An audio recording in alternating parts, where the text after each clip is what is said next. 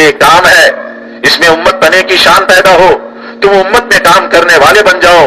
امت ایسے طبقے کا نام ہے جو ساری زبانوں کے، سارے ملکوں کے، ساری قوموں کے لوگ ہیں، جو کچھ بنیادوں کے قائل ہیں، جو کچھ بنیادوں کے قائل ہیں، ان سب کا ضابطہ اللہ کی طرف سے ایک ہی ہے، دو ضابطے نہیں ہیں کہ پاکستان والوں کے لیے یہ ضابطہ، یورپ والوں کے لیے یہ ضابطہ نہیں۔ اس کام میں سب جگہ کے لیے ضابطہ ایک ہی ہے۔ عرب و عجم تک دو ضابطے نہیں ہیں کہ عرب کے لیے الگ، عجم کے لیے الگ، چاہے کہ تم خود ہی سینکڑوں بنا لو۔ امت کے مسئلے میں یہ سمجھ لو کہ سب پر اللہ کا ایک فیصلہ ہوگا۔ جب امت کے عام پر فیصلہ ہوگا تو وہ امت مشرق میں ہو مغرب میں ہو، سب پر وہ فیصلہ لاگو ہوگا اور وہ سب پر چالو ہوگا۔ جب عیسائیوں کو حضرت محمد صلی اللہ علیہ وسلم نے مباہلے کا چیلنج دیا تو دوسرے دن مباہلے کے لیے تیار ہو کر آئے، اور حضرت محمد صلی اللہ علیہ وسلم اپنے خاندان والوں کو لے کر آئے اور غیظ و غضب سے حضور صلی اللہ علیہ وسلم بھرے ہوئے تھے۔ نجران کے عیسائیوں کے سردار نے کہا، ارے ان کے چہرے سچوں کے معلوم ہوتے ہیں، صلح کر لو، صلح کر لو۔ بعد میں حضرت محمد صلی اللہ علیہ وسلم نے فرمایا کہ اگر میرے ساتھ آج یہ مباہلہ کر لیتے تو روئے زمین کے جتنے عیسائی ہیں وہ سارے مسخ ہو جاتے۔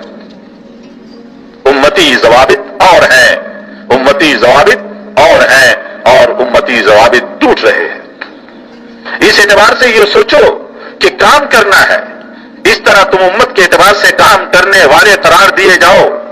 پوری امت کے کام میں جون سی سطح کے اعتبار سے تم پر قربانی آ کر پڑتی ہے، اس وقت میں اپنے سارے مسائل کو چھوڑ کر قربانی اختیار کرنا قربانی کی سینکڑوں سیڑھیوں میں سے ایک سیڑھی ہے۔ امت کے اعتبار سے تقاضا آیا اور مسائل سے گھرا ہوا ہے، لیکن کام کے، امت کے اعتبار سے کام کا جو تقاضا آیا، اپنے مسائل کو چھوڑ کر جب اس پر چلا تو یہ قربانی کی سیڑھیوں میں سے ایک سیڑھی پہ چڑھ گیا کہ اس امت کے کام کے اعتبار سے عزائم اور نیتوں کے اعتبار سے ساری دنیا میں پہنچ کر کام کرنا، اور جہاں تک وسعت ہو وہاں تک کرنا۔ وسعت جان اور تمہارے کرنے تک ہے، پیسہ وسعت نہیں ہے۔ اس لیے حاجی صاحب ہمارے ناراض ہوتے ہیں، پیسہ کیوں پوچھتے ہو؟ ہمارے پیسہ وسعت نہیں ہے، جان اور کرنا، جان لگا رہا اور کر رہا، یہ وسعت ہے۔ عالم میں کام، اب دائرہ محنت، عالم میں کام، ملک میں کام، علاقے میں کام، شہر میں کام، محلے میں کام، یہ ہمارے کام کا دائرہ ہے۔ اس کو پھر دوبارہ اس کو کہتا ہوں، ترتیب، حضرت ترتیب بتا رہے ہیں کام کرنے والوں کی فکر اور نیت، عزم کی ترتیب۔ آج تو ہم کہتے ہیں نا محلے سے چلو، نہیں، عمل محلے سے، لیکن فکر اور نیت کی جو ترتیب ہے وہ عالم سے۔ عالم میں کام، پھر ملک میں کام، پھر علاقے میں کام، پھر شہر میں کام، پھر محلے میں کام، یہ کام کا دائرہ ہے۔ نیت عزم کے اعتبار سے وسعت وہاں سے شروع ہوگا، قدم یہاں سے اٹھ رہا ہوگا، اپنے محلے سے، اپنی مسجد سے، اپنے گھر سے۔ اگر اس کی ایک صورت یہ نکالو کہ وہاں کچھ لوگ جاویں اور وہاں کچھ اجتماع پیدا نہ ہوگا، نہ جذبات کا نہ ذہنوں کا، یہ ہو سکتا ہے کہ ان میں سے کچھ آ جاویں، لیکن اصل وہ ہوں گے جو ہر جگہ کام کرنے والے ہوں گے، جن کو میں کہہ رہا ہوں کہ سینکڑوں کے اعتبار سے، وہ جو حضرت نے کہا نا سینکڑوں چاہیے، چند سو، وہ ہر جگہ کے اعتبار سے فکر اور سوچ، لیکن اصل وہ ہوں گے۔ کچھ طبقے ایسے ہوں گے جو کہیں کہیں ہوں گے، وہ ساتھ لگنے والے ہیں، وہ ان قربانی والوں کے ساتھ۔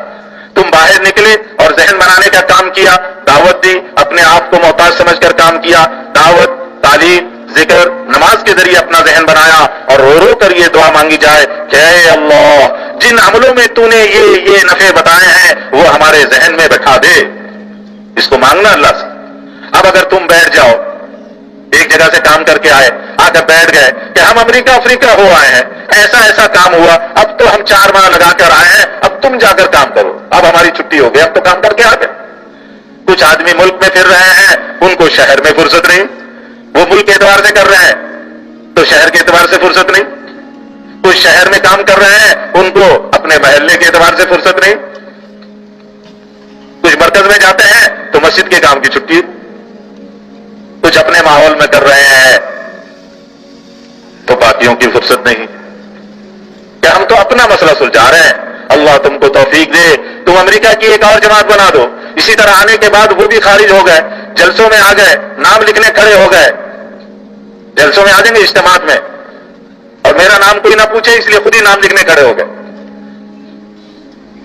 اس طرح جتنے آدمی بنتے رہیں گے تو وہ ایک چبوترا بنتا جائے گا. یعنی قربانی کی ایک ہی سطح جو پھیل رہی ہے، حالانکہ زمین پہ پھیل رہی ہے، اوپر نہیں پہنچ رہی ہے. قربانی وہاں پہنچانی تھی جہاں سے فیصلے آئے. ملک کے کام میں تو انحطاط ہو گیا. جن کو اصول آتے تھے، دعوت دینی آتی تھی اور ضیافتوں سے بچنا آتا تھا، وہ تو سارے نقل و حرکت کے نقشوں سے نکل گئے، تو کام نہج سے ہٹ گیا. جو اصول دے کر ضیافتوں سے بچتے ہوئے، قربانی کرتے ہوئے، جان مال خرچ کرتے ہوئے، جن کو یہ آتا تھا انہوں نے چھٹی کر لی کہ ہم نے تو اتنا کام کر لیا، اب ہمیں کچھ چھٹی مل جائے. تو حضرت کیا فرمانا ہے؟ تو پھر کام نہج سے ہٹ گیا. جو چیز اوپر چلنے کے واسطے ہے وہ اوپر نہیں جائے گی تو خرابی پیدا ہو جائے گی. ہوائی جہاز کو اوپر اڑانے کے بجائے زمین پر چلا دیا. پہلا مسئلہ یہ ہے کہ تم باہر ہو آئے. باہر کا کام ایسا نازک ہے کہ نئے آدمیوں کو تم باہر نہیں بھیجتے. جن کو تم نے مختلف نوعیتوں کے اعتبار سے کام سکھایا وہ آدمی باہر گئے. ایک آدمی ہے جو قربانی کے کمال تک پہنچ سکتے ہیں، ان کی نوعیت یہ ہوگی پہلی دفعہ یہ گئے، اب واپس آ کر ان کو مقام کا کام کرنا ہے. یعنی واپس آئے تو پھر کام کی چھٹی. پہلے باہر گئے، پہلے مقام پر کام کیا، سیکھا سکھلایا گیا ان کو، پھر ان کو باہر بھیجا گیا، وہاں سے آئے پھر مقام پر کام کرنا ہے. یہ آدمی ہے جو قربانی کے کمال تک پہنچ سکتے ہیں. باہر کام، اندر کام، باہر کام، مقام پہ کام، مسلسل، کبھی باہر کبھی مقام، چھٹی نہیں. تو حضرت فرما رہے ہیں یہ آدمی ہے جو قربانی کے کمال تک پہنچ سکتے ہیں. ان کی نوعیت یہ ہوگی پہلی دفعہ یہ گئے، اب واپس آ کر ان کو مقام کا کام کرنا ہے. جہاں جہاں تم گئے ہو وہاں سے لوگ آئیں گے. ایک وقت طلب کا آیا کرتا ہے اور ایک وقت قربانی کا ہوتا ہے. پہلے ہم گئے علاقوں میں کام کیا، اب وہاں سے لوگ آ رہے ہیں. اب جب آ رہے ہیں اپنے مقام پر، اب ان کو سکھانے کے لیے اب پھر مجھے قربانی دینی ہوگی. جن علاقوں، محلوں، شہروں، ملکوں میں گئے تھے وہاں سے لوگ آنے شروع ہو گئے. تو ایک وقت طلب کا تھا اور ایک پھر قربانی. طلب کے بعد وہ لوگ تم سے سیکھنے کے لیے خود آئیں گے. دوسرا مسئلہ، باہر کے علاقے میں جتنا پھرو گے ایک رخ کی زندگی آئے گی. کوئی آدمی ملک میں تمہارے ساتھ زندگی گزارتا ہے، وہ تمہارے ساتھ مقام کے دین کا نقشہ نہیں سیکھتا. وہ تم سے معاملات، لین دین، گھر کا، بیوی بچوں کا نقشہ نہیں سیکھتا. کسی علاقے میں جماعت کے پھرنے سے پورے علاقے میں پورا دین نہیں آئے گا. دین کی طلب پیدا ہوگی. اس جماعت کے پھرنے سے پورا دین نہیں آ جاتا علاقے میں، لیکن علاقے کے لوگوں میں دین کی طلب پیدا ہو جاتی. تمہارے علاقے میں دین کی پوری زندگی ہونی چاہیے. یعنی اب ہم واپس آ کر اپنے علاقے میں وہ جو دینی طلب پیدا ہوئی اس کے بنیاد پر ایسی محنت کریں کہ ہمارے پورے علاقے میں دینی زندگی، دین کی پوری زندگی.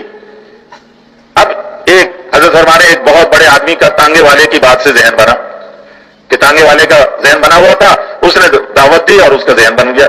بے شک ہمیں اس علاقے میں دین سیکھنے کے لیے آنا چاہیے. اگر تمہارے علاقے میں دین نہ ہوا تو وہ آئیں گے اور چلے جائیں گے، وقت پورا کر کے چلے جائیں گے اور پورا دین سیکھ کر نہ جائیں گے. حضرت محمد صلی اللہ علیہ وسلم نے اسی طرح دین سکھایا تھا. نقل و حرکت والا دین نقل و حرکت سے سکھایا اور مقام کا دین مقام پر بلا کر. اور ایک سال تو ایسا کہ سارے عرب سے جماعتیں آئیں، اس کا نام ہی رکھ دیا سنۃ الوفود. آج 4 سال میں جو دین نہیں آتا ہے وہ دین اس زمانے میں 20 دن میں آ جاتا تھا. اگر صرف کتابوں سے دین زندہ کرو تو 10 سال میں بھی زندہ نہ ہوگا. اگر ایک معاشرہ بنا کر وہاں پر کسی کو ڈال دو تو 20-25 دن میں وہ دین سیکھ جائے. دینی معاشرہ بنا کر وہاں کسی کو ڈال دو. جنہوں نے انہیں سمجھایا تھا کہ دین کے بغیر کامیابی حاصل نہیں ہوتا، ان کی طرف تمام ملکوں میں دین کے لیے ان کو رجوع کرنا پڑے گا. ایک طبقہ کام سیکھنے والا ہے وہ بہت کم ملے گا، دین سیکھنے والا طبقہ بہت آ سکتا ہے. 24 گھنٹے ہمارے ساتھ رہ کر دین سیکھیں. بیرونی نقل و حرکت سے دین کا ایک رخ آتا ہے. نکلنے کے زمانے کا جو دین ہے وہی آتا ہے. تفصیلی معاشرہ بالکل نہیں آتا. صرف نکلنے کے زمانے کا دین آئے گا، لیکن تفصیلی معاشرے کا دین تب ہوگا جب ہم اپنا معاشرہ بنا لیں گے. اپنے مقام پہ اپنے محلہ شہر ایسا بن جائے کہ جو اس میں آئے آ کر دین کی ساری چیزیں عملاً دیکھ رہا، سن رہا اور اس پر عمل کر رہا، سیکھ کے جا رہا. تو یہ جو ہمارے کام کرنے والا یہ مجمع ہے یہ اپنے مقام پر بھی ایسے کام کر رہے ہیں کہ ہمارے مقام کا معاشرہ دینی معاشرہ بن گیا.